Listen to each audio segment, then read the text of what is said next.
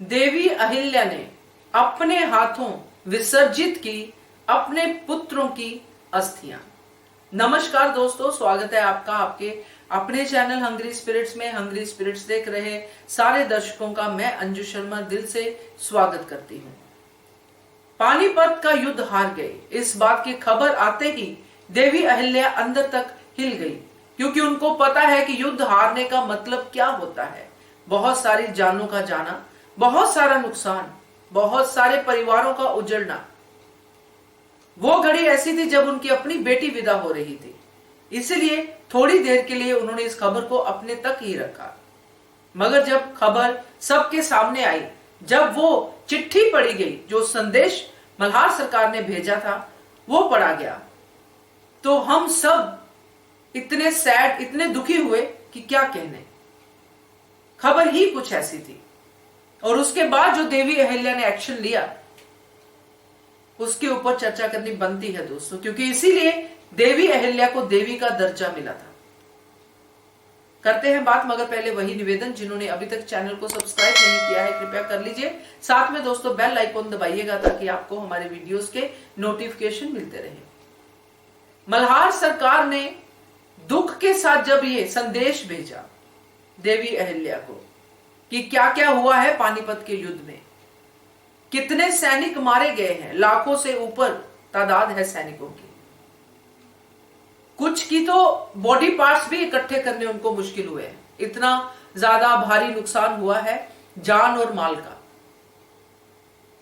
उस समय जब रिसोर्सेज ऐसे नहीं थे कि एम्बुलेंसेज हों और सब सुविधाएं हों, उस समय ऐसा होना बहुत ज्यादा नुकसान कर जाता था, क्योंकि कुछ लोग जिनके बचने की उम्मीद भी होती थी, वो भी बिना लैक, जो दवाइयां नहीं है, वैद नहीं है वहां पे, वो सब जो हमने देखा भी, रसद नहीं है, ये सब देखा, उसकी वजह से ही मर जाते हैं। तो ये सब मल्हार सरकार ने अपनी चिट्ठी में लिख के देवी अहिल्या को बताया कि क्या है हालात। और जब उन्होंने ये भी बताया कि एक राजकुमार की भी मृत्यु हो गई है और भाऊ साहिब तो लापता है, तो ये सारे बड़े बड़े नुकसान उन्होंने गिनवाए। देवी अहिल्या ने वहां पे अपना जो कहा वो बहुत ही बढ़िया था दोस्तों, कि सिर्फ श्रद्धांजलि नहीं, क्योंकि इस समय श्रद्धांजलि देते हुए लोग श्रद्धांजलि देते हैं, मगर श्रद्धांजलि देने के बाद एक्शन क्या करते हैं। जो देवी अहिल्या ने समझाया और करके दिखाया, वो उन सब लोगों से मिलेंगी जिनका नुकसान हुआ है, चाहे जान का चाहे माल का। फिर उन्होंने ये बताया कि ये सब मेरे पुत्र हैं जो इस जंग में शहीद हुए हैं, और इन सब की अस्थियों का विसर्जन मैं खुद करूंगी अपने हाथों से। इससे उनकी शान बढ़ी, जो अब इस दुनिया में नहीं है। उनके परिवारों को एक मां मिली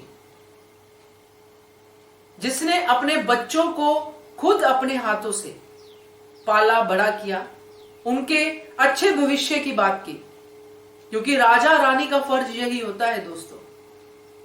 हर जगह वो हो तो नहीं सकते हैं, मगर उनका एहसास ही बड़ी बात होती है, जो एहसास देवी अहिल्या ने हर परिवार में जगाया कि मैं हूं आपकी आई, मैं हूं आपके साथ, आप पर कोई मुसीबत नहीं आने दूंगी। और जब मुसीबत आई, जब ऐसा सब हुआ, तब भी वो साथ में खड़ी रही। तो ये फर्ज देवी अहिल्या ने निभाए हैं दोस्तों, और बहुत कुछ किया है जो इस सीरियल में हमें दिखेगा, आगे भी दिखेगा। मगर ये जो कल के एपिसोड में हमने देखा कि कैसे देवी अहिल्या ने अपने पुत्रों को अपने ही हाथों से उनके अस्थियों को विसर्जित किया, जो आज करेंगी वो। तो ये देख के समझ में आता है दोस्तों कि देवी अहिल्या ने ना सिर्फ अपने शरीर को बल्कि अपनी आत्मा को भी प्रजा के सामने सौंप दिया था। लोगों की भलाई के लिए उन्होंने इतना कुछ किया था कि उनके बारे में अगर बातें करने जाओ तो रात तक खत्म हो जाएगी। ऐसी थी देवी अहिल्या। कभी कभी होता है कि लोग जो कम समझते हैं वो सरफेस लेवल पे ही चीजों को देखते हैं, मगर ये चीज मैं जरूर कहूंगी कि जब कोई भी इंसान जब बड़ा बनता है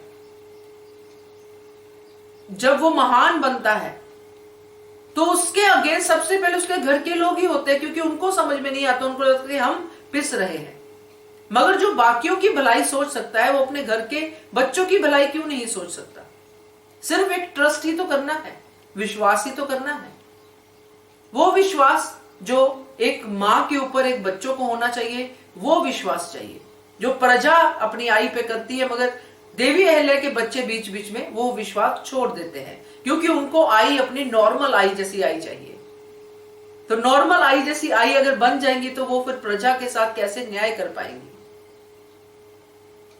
तो इस बार जो ये हम देख रहे हैं, जिस तरह से पानीपत की लड़ाई के बाद जो नुकसान हुआ है, कैसे देवी अहिल्या ने प्रजा को ना सिर्फ माली सहायता दी है बल्कि इमोशनल जो उनकी बॉन्डिंग अपनी प्रजा के साथ थी उसको भी संभाला है। तो ये है देवी अहिल्या दोस्तों। Subscribe to our channel by clicking the subscribe button. Click the bell button and enjoy the latest uploads from our channel.